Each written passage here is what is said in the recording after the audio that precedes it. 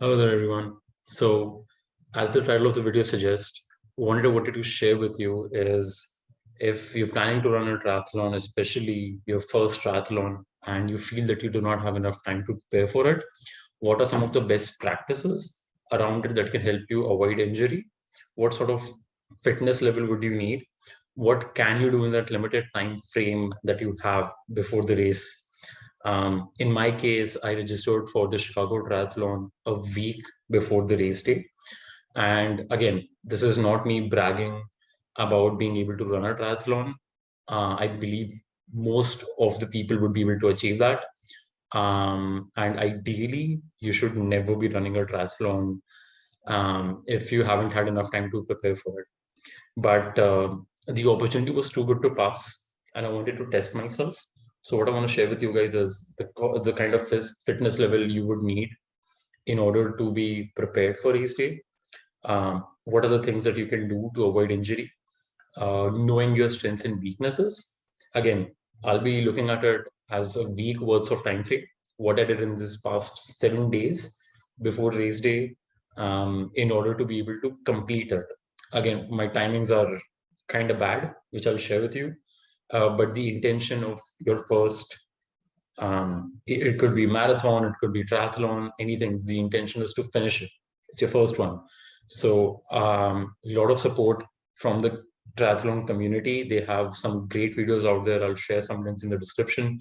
But overall, just know that if you plan to do this, um, it's possible. A very important thing to note here is how to avoid injury, knowing that you do not have enough training going into a triathlon. So I hope you enjoyed the video. Let me know what you think of it in the comments. Again, not bragging about the triathlon in any way. There's really nothing to brag about. The timings are bad. But finishing it off without any injuries and what to do. So that's what the video is going to talk about. All right. Thank you. All right. It's the night before the race. I am super excited. I'm also a little scared. There are minor things which I haven't really figured out, but I have been able to visualize the course, which has been very helpful. Um, my bike's all stacked up. I'll go there early morning tomorrow to just uh, hand over the gear. A lot of tons of YouTube tutorials that have helped me get here. I registered for the triathlon last Sunday, so kind of excited to see if I can challenge myself to level up from a marathon to a triathlon, maybe Ironman. Yeah, but yeah, very excited and nothing else at this point. So yeah, that's about it. Thank you. The race took place on the 28th of August 2022. I registered on the 21st. Again, not a brag, just a background. Um, I I came to know about the Chicago Triathlon just a week and a half out before the race, and the opportunity was just too good to pass on, which is one of the reasons I decided to go ahead with it. And trying to plan myself for the rest of the 6 7 days that I have roughly before the race.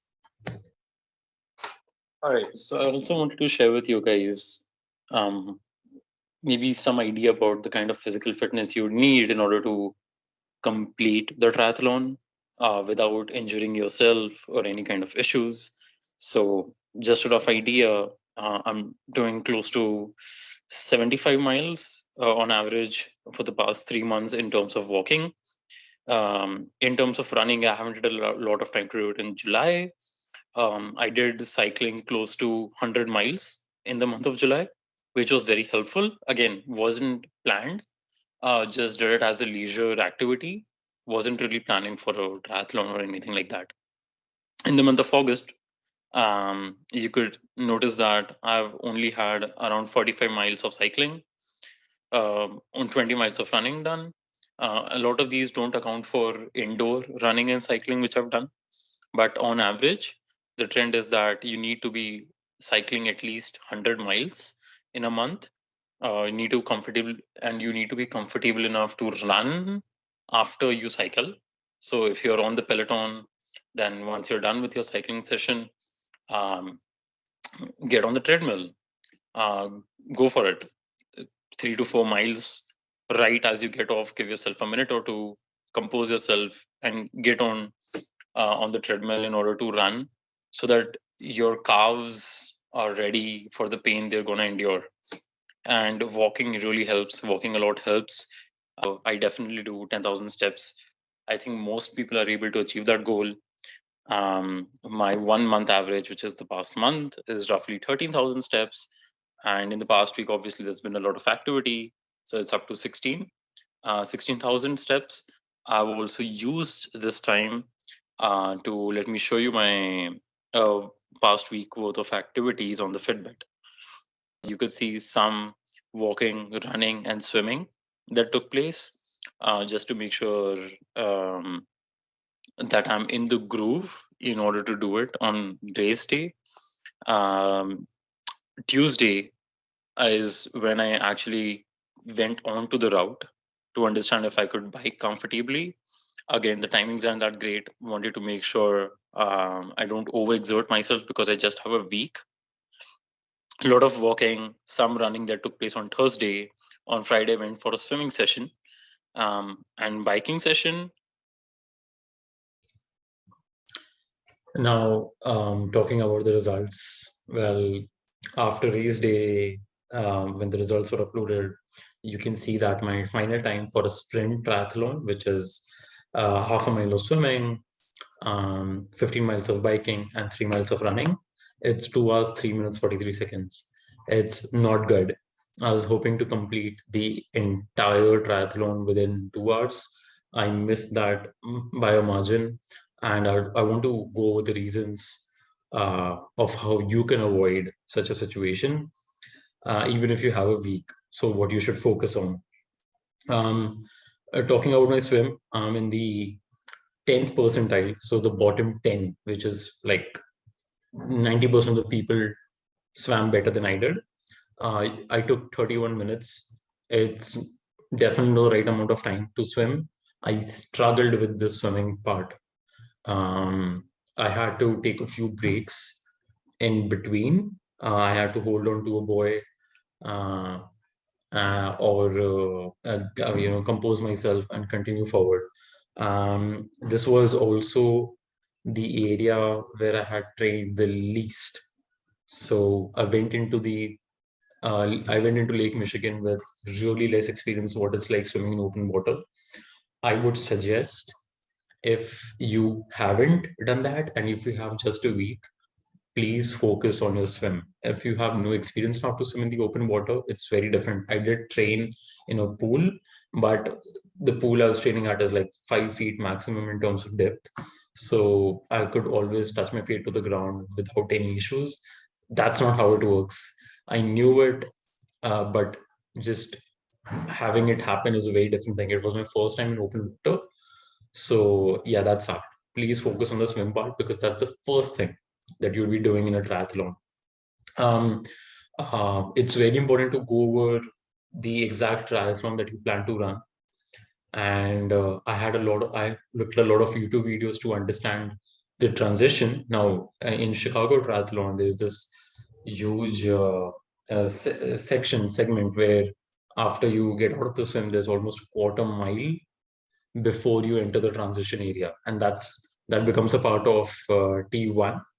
So you end up spending a lot of time there. Your goo gels or the kind of granola bars that you want to keep, make sure they're in your pockets. That's what I did. Those were in my shorts before the race itself.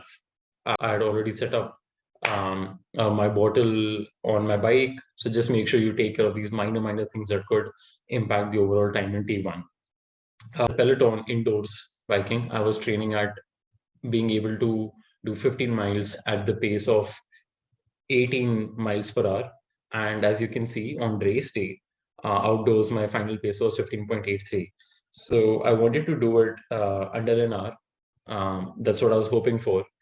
And I was able to get it in 56 minutes, 52 seconds, roughly 57 minutes. Fine with that. Happy overall. Again, not exactly a carbon fiber bike, but the idea is as long as you know what seat position, what height you're comfortable in. I did get my tire tubes changed a few days before the race. I don't want to risk anything because it's kind of an old bike. So just making sure of these minor things would really help. Depending on your physical ability, I would suggest definitely give yourself a target of under 2 hours. If you're a lot more confident and if you have trained in open water swimming, biking, as well as running, you can set yourself a more realistic target. The average pace is, I believe, somewhere around 1 hour, 35 minutes. So I wasn't going for that. I wanted to complete it. Um, and I'm really glad I was able to. But definitely a few areas of improvement.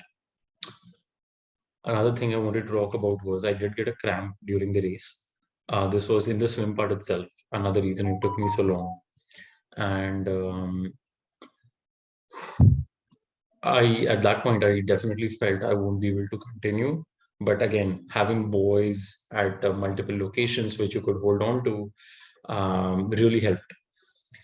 Breathing in, making sure that you know you can do the next 100, 200 meters, and then carrying forward. The people were great, the vibes were good, everyone was cheering. That really helped. Very supportive. Overall, loved the experience. If you're planning for the race, so yeah, just keep these things in mind.